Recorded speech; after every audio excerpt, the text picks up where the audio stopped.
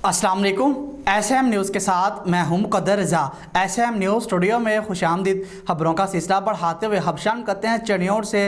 Deputy commissioner Syed Masood Numan ने government Islamia college चनियोड़ के ground में अंडर 16 क्रिकेट ट्रायल्स का इफ्तिताह कर दिया है। इसी हवाले से मज़ीद तफसीलात बता रहे हैं SM न्यूज़ के नुमाइंदे वसीम दौरानी।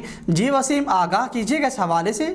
जी बिल्कुल। डिप्टी कमिश्नर चनियोड़ सैयद मसूद नुमान ने गवर्नमेंट इस्लामिया कॉलेज चनियोड़ के ग्राउंड में अंडर 16 क्रिकेट ट्रायल का इफ्तिताह कर दिया है। तफसीलात के मुताबिक हुकूमत पंजाब का क्रिकेट के नौजवान खिलाड़ियों को अपनी सलाहियतों को मज़ीद उजागर करने के लिए और उन्हें आला मौक़े फराहम करने के लिए ऐसा इक़दाम किया है। सेंट्रल पंजाब क्रिकेट चैम्पियनशिप के तहत स्कूल एजुकेशन डिपार्टमेंट में अंडर 16 तलबा खिलाड़ियों के लिए दीगर अजला की तरह ज़िला चनियोड़ में भी आज क्रिकेट ट्रायल का इनेकाद हुआ।